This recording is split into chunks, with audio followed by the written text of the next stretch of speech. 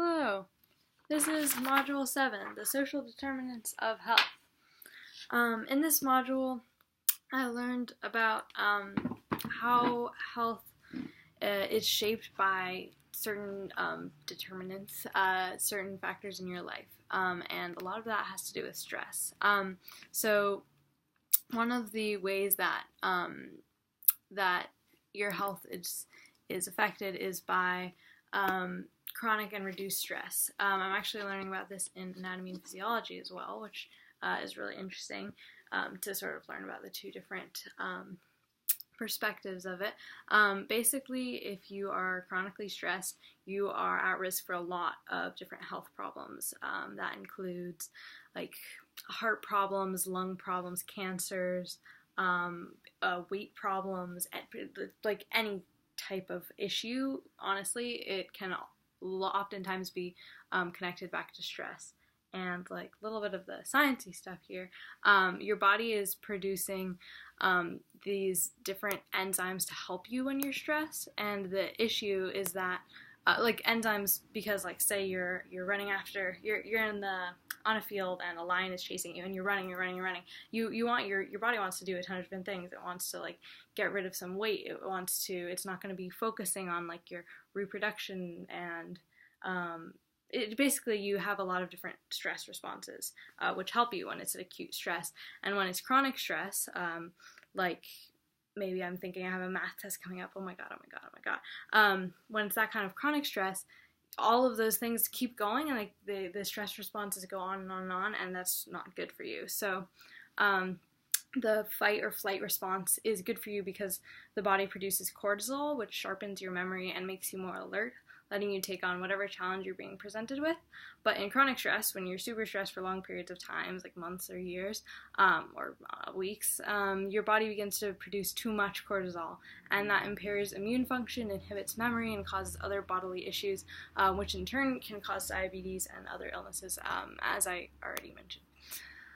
So basically, another factor in your health is society's sort of social environment. And one example of this would be, say, like society definitely has an image of beauty, right? And that's oftentimes like a very skinny, usually a white woman with, like society's image of beauty. And if a person doesn't feel like they conform to that, can cause a lot of stress, which in turn can influence the body in the different ways that I have already mentioned. So that's one example of how society can stress you out and affect your health. Another way in which your health can be affected is your access to support systems or lack of access. One of the really interesting things we learned in this module was about the Latino paradox and how Latino immigrants often have better health coming into the country than lots of other people in the country, including some of the richest people, which is confusing because oftentimes the immigrants coming in are poor and they're living in worse neighborhoods for their health and all these things. So it's like, why are they doing better? And it's because they have really good support systems oftentimes, and that can be like a really close family relationship. It can be community relationship. Maybe you like go to a lot of barbecues or you're hosting a lot of parties and events at your house, and that is good for your health because you have someone to turn to. You can confide in them. You get less stressed. I know I am less stressed when I hang out with my friends or when I talk to them about whatever's bothering me. So those are some 3 different ways in which health can be affected by your environment. Then the policies, possible social and economic policies. So I'm supposed to describe how some policies promote better health for everyone. The 8-hour workday is currently what exists, and a potential policy would be guaranteed paid vacation. This would help people, all people, because basically Americans are working really hard, oftentimes with long hours and little amounts of like recreational time, and so vacations are great ways to de-stress and stop working for a little bit. And if they're paid, then you don't need to worry about the income situation during those vacations, and so obviously it's a way to de-stress a bit, which is better for your health. The existing is a minimum wage. The potential is a living wage.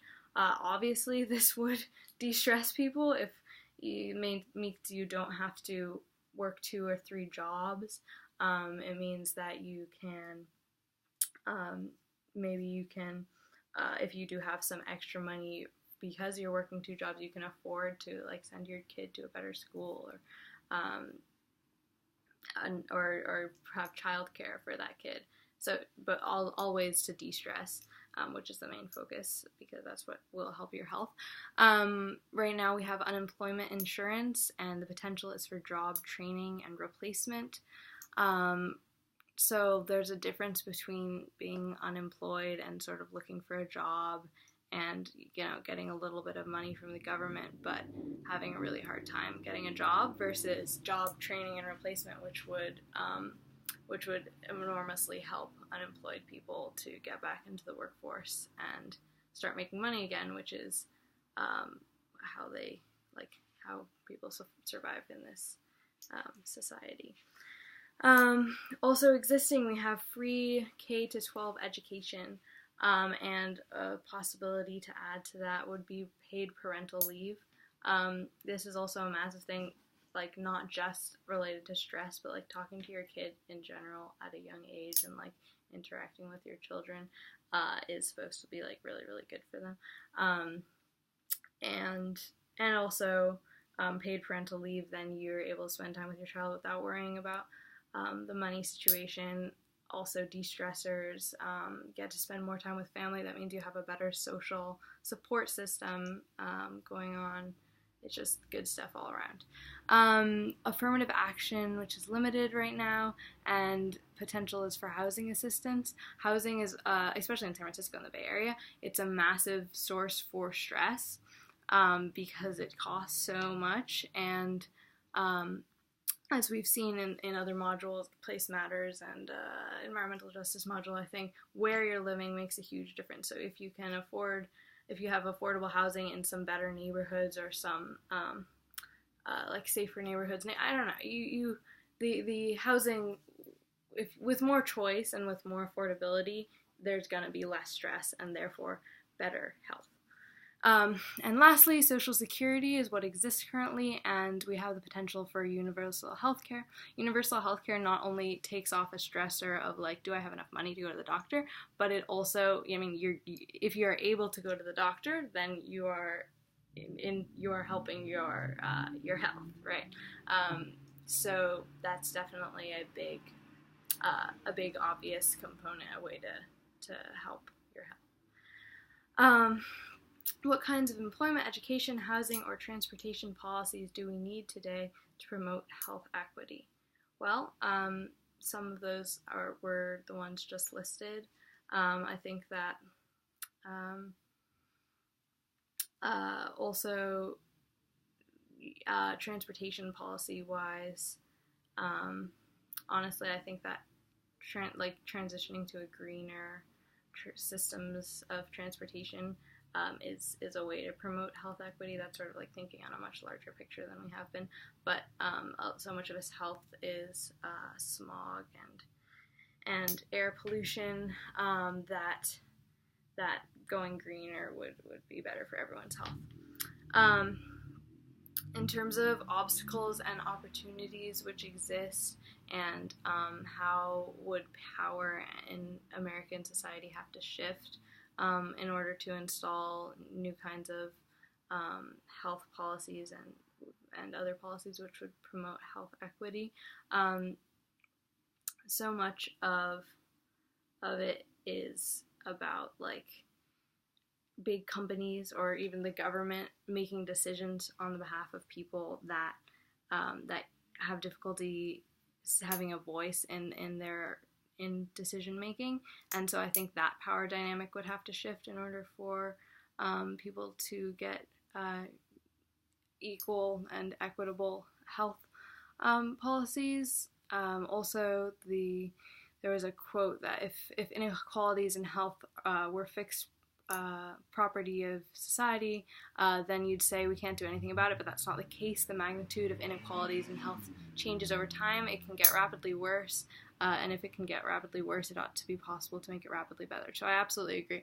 Since society is so much of like a hierarchy right now, a pyramid with people at the very top and people at the very bottom, if that were to change, people's health would change enormously and even out to be more equitable.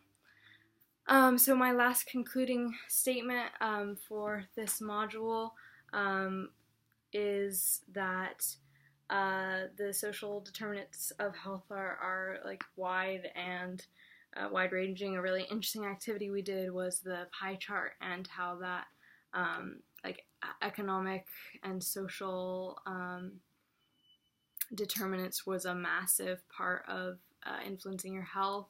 Obviously also health behaviors, and basically genetics was just a really small portion, which I think surprised a lot of people. So that was definitely a conclusion I took from this module. I think also the hierarchy and how people at the top are more healthy, people at the bottom are not, and it's just such a huge, interesting part of the environmental justice puzzle that we're figuring out in this class. My little person in this picture is saying, I'm so stressed, and I can relate. So I'm hoping learning about the chronic stress is an interesting, like while being stressed is a very interesting, relatable feeling, and it's interesting to try and monitor my own stress as I learn more about the health effects of being stressed. So, thank you.